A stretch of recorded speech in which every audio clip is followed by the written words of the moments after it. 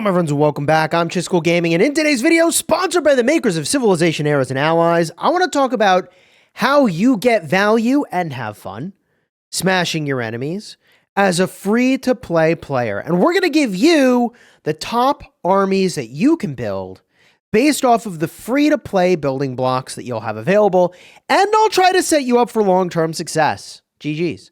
So if you like all that stuff, consider subscribing. Thank you again to the makers of the game for sponsoring the vid. Use my link in the description if you want to download the game, and using that link will support the channel. But if you are subscribed to my channel, you may already know that I had intended to go into this game whaling pretty big. And then because I was playing in the regional launch of the game, I wasn't able to actually spend anything for a bit until I figured out how to actually work around the country restrictions and get that all set up correctly. So I was unintentionally free to play in my start in this game. So not only have I spent some money now, but also I know what it's like to be free to play because I unintentionally started a free to play journey when that was not my original goal. So I know what I'm talking about a little bit. So let's talk about your role as a free to play player and what you do given your hero selection and what you've got available. Obviously, I'm in Season 3 at this point. But at the start of your very first season, your goal is going to be to deal endurance damage to city-states with your alliance, okay? So your job at the start is going to be endurance damage while city-state captures are happening. Free-to-play players can deliver a ton of value, paving toward these objectives as well with your alliance, because you can only capture tiles adjacent to the tiles that someone from your alliance already owns. So you can be that guy that pushes your alliance forward into a new zone. And good news, by being first into a new zone, you get first access to the best ruins, the best barbarian camp farming locations, all the good stuff, okay? Now in PvP, we got to have an honest conversation here. I don't know if I still have these reports favorited, but like, no, I don't. You're going to be up against people with like all the Peerless Heroes red starred. Like, it is what it is. Don't try to run in like you're some sort of god dang hero. You got to let other whales handle that situation, okay? So you're going to have less heroes, less skills, less red stars, less titles to work with, but you can still deliver value. A couple ways you're going to do that. One, you can intercept enemy air units with your fighter jets. Two, buildings still on screen for a reason. You're going to reduce enemy building endurance. Three, now I guess we can talk about units here. I guess we already kind of talked about units a little bit with your air units, but you know, you're going to be able to transport in bigger players using things like a transport aircraft into strategic locations. Pretty cool. And also, in Season 2, you're going to gain access to helicopters, which can provide suppressive fire. Okay, not in Season 1, I get it, but still. Now, there is more that you can do, which is that your goal in a fight sometimes will be to delay your enemy. And you can run a survival-style army. And in that case, your goal is to get a draw as the outcome for both you and your enemy. It makes it harder for enemies to push forward and easier for your alliance members to take advantage of that slowdown and clear them out. It does not mean that you can't take advantage of all the other army types. I'm just saying that if you build a survival style army at the start, it will help you not only capture your tiles, but also get those draws in PvP to slow down your enemy. A couple other things that you can do that, like, you know, isn't really happening at the start of the season here, but, you know, you can be repairing alliance buildings. You can be building stuff near objectives to block enemies' progression through a choke point. So there's a bunch of stuff that you can do as a free-to-play player. You just need to clear the disillusion that, you know, realistically, you're just not going to be able to go up against players with a bunch of maxed out heroes and titles, etc., and trade well. And there's plenty of ways to work around that and be productive for your team. This is a team game. Great news. You got 199 other people in your alliance that you're playing with. All right, so now that we've locked in on your role, let me give you some very specific advice, things that you can do in your first season, all right? And there's going to be some very important decision points that you're going to need to make. I'm going to guide you for that, okay? First and foremost, tips and tricks. You're going to want to participate in every single one of these city-state captures Okay. The reason you want to participate in city-state captures is that you're going to get some gold. So free-to-play gold builds up your triumph for end-of-season rewards, W. Make sure you're doing that. Up next, collect your AFK rewards regularly. This is going to be a nice passive source of gold income. All you got to do is log in and, like, I don't know, you're free to play. Of course, you're like logging in and doing all the things that give you value, but I just need to mention it.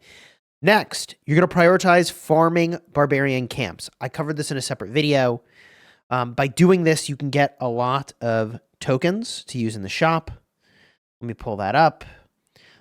It is in the tactics shop where you're going to go in and you're going to be able to hire heroes. This is really important, okay? Who you hire for your season is a big deal. Now, hiring a hero, you're basically renting them, but like we'll talk about this more later. But you're going to farm up these barbarians for the hired hero, the XP, the insight, the militia, the premium tokens. Like, there's a lot of good stuff here, okay? The other thing I'll mention is that you're going to want to build up your purple armies so that, I mean, I'm like in a brand new season. I haven't really done much of this at all. But your purple heroes, you're going to want to build them up so that you can participate in those sieges to reduce endurance and have a more meaningful role. And you really want to try to do your best in the weekly gauntlet event, all right? I can show you that. Well, hasn't started yet because we just hit a new season, GG. All right, so tips and tricks aside, let's get really tactical here. Let's talk about heroes and important decision points and what you're going to do with your armies. All right, when you first start playing in Season 1, your options are going to be limited. It is what it is. Because this is a gacha-style game focused on hero collection, your pulls are going to vary a lot. So one free-to-play player's luck might be completely different from another's. I mention this because what you end up doing could vary dramatically based on your pulls. But if you have about average luck, instead of some god pulls, here are some things that I would recommend. And for me, what happened? I opened the game, started with Eleanor, Leonidas, who you will retire when you get the chance for his skill, which is really good. I got Harold, Kutuzov, Hannibal Barca, and Arthur Wellesley. That was my starting point, all right? And I started out by making the Militarist Bond. The Militarist Bond, I can show you over here, increases all allies' tactical attack, defense, and int by 10. You can see the heroes up on the screen there. This was my main army in Season 1 until I eventually unlocked Sun Tzu. Sun Tzu was available mid-season from an event and is fully free-to-play obtainable. More on this in a minute because it's pretty important. But the Militarist Bond was a really great starting point, but only got me to like level 7, level 8 tiles. And after that, it became much more difficult. You're going to lose a lot more militia, which is not good. Which brings us to 3 kind of important decision points or level ups for your free-to-play account, okay? The first is at the start of Season 1, you'll get a recruiting book. I don't know if I still have any books in my inventory, but I mean, like, I could even go to the screen over here and show you this, right? This is the path of progress, but like books, you can see this is what we're talking about, okay? These books are a big deal. Each one can give you some different stuff. I'm in a later season, so it is what it is. But at the start of Season 1, you're going to get a recruiting book. I'd strongly recommend that you choose Theresa. Here she is, Maria Theresa, who I've not started leveling up yet this season because I'm trying out some new stuff. But you're going to use her only with combo armies, but she's really, really good for that. And the reason I'm recommending you recruit her is that she has Pounce. Pounce is essential to making combo armies totally pop off. So I think it's a mistake to be using her in other archetypes, but you are going to want to get her so that combo becomes an archetype that you later can go and pursue. This is my opinion. Doesn't mean it's necessarily right for your account.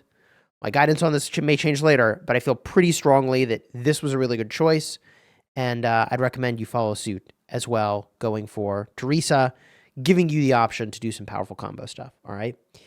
The second thing that's going to happen that I mentioned earlier, and I said I'd come back to, is Sun Tzu. Money where my mouth is. He's still one of my main heroes. I'm in Season 3. You're going to get him for free. It's a pretty big deal. Sun Tzu is crucial, okay? He is going to be in the Gift of Time event, mid-season 1, and there's really no decisions here. Like, you're going to unlock him, and you're going to start to collect skills that will be good with him, all right? And decision number 3, that's really important in your first season, is going to be which hero you hire from that shop I was showing you earlier. My recommendation for your first season is going to be that you hire Lepidus. He is strong because he is a int damage dealer. When acting each turn, increase your own engage int damage dealt. Also deal int damage to 1 to 2 enemy heroes 1 time. Keep in mind that a hired hero will disappear at the end of the season. This is something you're going to really count on doing every single season as a free-to-play player, hiring a good hero. Now, it is worth mentioning that the hero pool that you can hire in different seasons will change. Like this season, I've got a completely different pool. But in season 1, I think Lepidus is really, really powerful, all right? And by going with Lepidus, you're going to now have an engage int damage dealer, and you already have Sun Tzu, who's an engage int support. Now, once you have both of those heroes, your army, that army, should be your priority. This is in part because your other starting armies are probably struggling to take higher level tiles. So this is how you're going to push past that, all right? So here's what you're going to do next. You're going to build Lepidus with as your captain and Sun Tzu as the center. I'm doing some totally different stuff this season. I used to have Lepidus, but I am still using Sun Tzu as the center. I suppose if you had a lot of heroes in your pool, you could also use Sun Tzu as the captain. Your vanguard, however, is going to be based on what you have available to you. And it could be King David, Barca, Spartacus, Skyback, Cleo, Sundok. Your vanguard needs to be another int support hero that provides healing, or protecting your captain and center, or a vanguard that works around dealing damage back to enemies and debuffing the enemy team. So some ideal candidates for your first army, all right? You're going to have your Lepidus in the captain slot, your Sun Tzu as the center, and I got a few recommendations here for what you could do. One of the easiest armies to go do is to just put King David as the vanguard, all right? Easy army, probably the easiest starting int army for any new player because King David is so easy to recruit, all right? From there, another option will be to go with Sundok, okay? The advantage of Sundok, I always can't keep track of which heroes I've been feeding and which heroes I held on to at the end of the season. Lol, just cool. Keep it together, bro. Sundok is a variation on an int DPS and double int healer configuration. Works well. Cleopatra, who I've used with tremendous success and strongly recommend, would give you, as a vanguard, a int DPS and double int support setup. All right. If you used Oda, you'd have an int DPS, int support, and debuff type vanguard, which is a pretty neat configuration.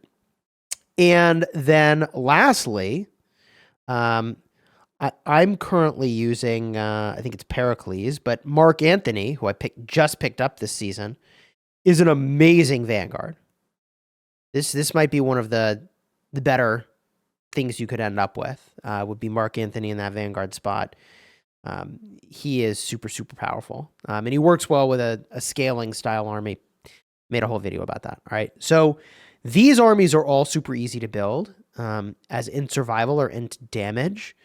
And the survival armies are going to sort of like out heal your enemies. This is going to make taking tiles from level 8 to 10 much easier in general. And int damage does pretty okay in PvE, but they'll shine more in PvP. Okay, and I feel like that's generally true of a survival army. In PvE, it's like stronger there and slightly weaker in PvP. All right. Now there are some skills that you're going to want to collect as well, if you can. I'm going to make some recommendations to you for heroes that, like, if you get these heroes, you probably just retire them for their skills. Even though you might be thinking like, but it's like rare for me to get heroes. Look, you got to keep in mind, like, these skills are also really, really important in this game. All right. So let me just go through my list here. These are not in any particular order, but I want to show them to you as I mention them. Toyotomi, here he is. So you'd retire him to get from the front line. All right. This is an active heal skill, as you can see over here. Very powerful. You also, if you got your hands on them, would retire Montezuma. He's got King's Ascension. This is an engage healing skill that's powerful. Arthur Wellesley, okay, you probably wouldn't retire him like right away. But if you get your hands on Wellesley, I want to show you here, you probably use him for a bit and then retire him, which was kind of what I did. But Precision Strike is solid. During the first 3 turns, reduce 2 enemies, engage damage dealt. Engage damage is a big part of the meta in Season 1. Just like getting things done before your enemy can react is very powerful. So this mitigates their ability to go and wreck you. Then the 2 others that I want to show you, if I can find them without scrolling right past them, are going to be Akechi and also De Zhang Gyam. Okay, so here's Akechi. I did scroll right past him. Akechi's retire skill is valuable. It's brains and brawn. Honestly, one of the better skills in the game. Very, very powerful. It's an int DPS skill. Big damage. Okay, and then De Zhang Gyam. Her skill, Deterrent Defense. Super powerful. It's an active healing skill. Active means that you do run a little bit of risk of disruption here, but heal 2 allies, giving them a 50% chance to recover troops every time they take damage, which is really cool. Deterrent Defense is really powerful. Works against an army that is trying to do many, many, many hits. Now, just to lock in on how you're going to actually use these skills, like if you get Brains and Brawn, you're going to put that on Lepidus. For Sun Tzu, you're going to put Deterrent Defense or Frontline in your first slot, Precision Strike in the second slot, unless maybe you have Cleo, you could put it there. But after you get at least 1 int damage skill and 2 int healing skills, you should be good to go to push tiles with this army we've been talking about and do much better, all right?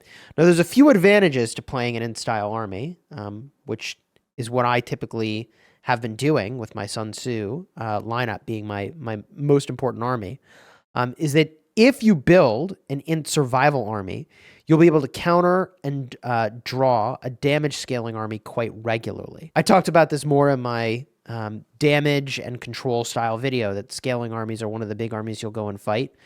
But it thrives on doing a lot of hits. So I used Sun Tzu and Elizabeth to counter Pericles in Season 2 and was really happy with the results.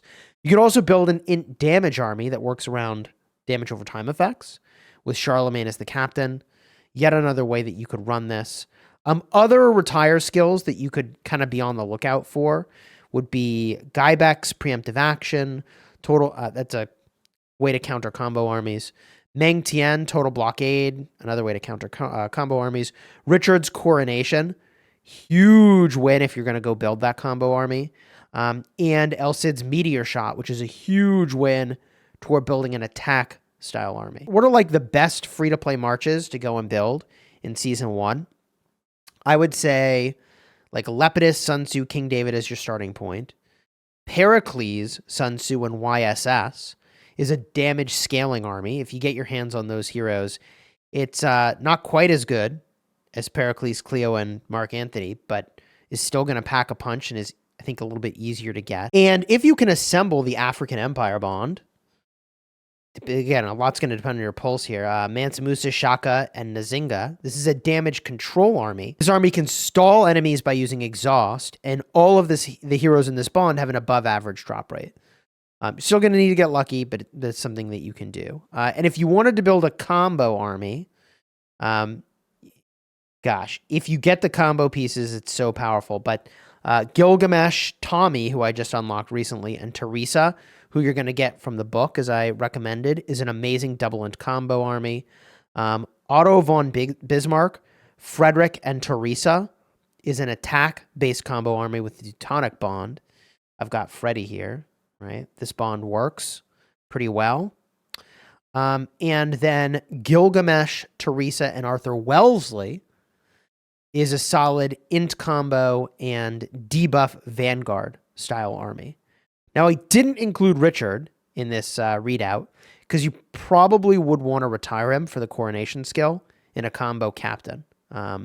So like I said, like sometimes you're going to get these heroes that like would be really good, but the skill is more important. All right. A few honorable mentions for armies that you could go and make that I got some value from was Harold, Hannibal, and Kutuzov, the Militarist Bond, as I mentioned earlier. Great at the start. You're going to push level 7, 8 tiles, then you're going to struggle.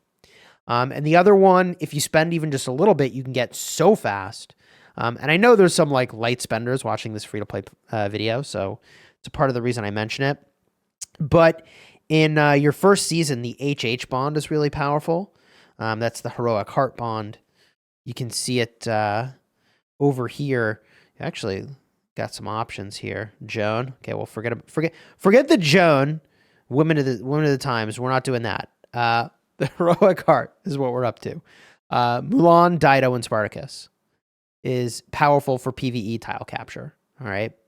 And you can get this guaranteed really fast with a little bit of spend. I know we covered a lot of ground here, but if you're looking for some more kind of generic advice on tips and tricks, let me put some cards in the end screen for Season 1. Mistakes to avoid and tips that you can take right to the bank, baby. Enjoy the video, throw a like in here, subscribe. Thank you again to the makers of Civilization, Eras, and Allies for sponsoring this video. And until next time, you have fun smashing your enemies. Take care, everybody.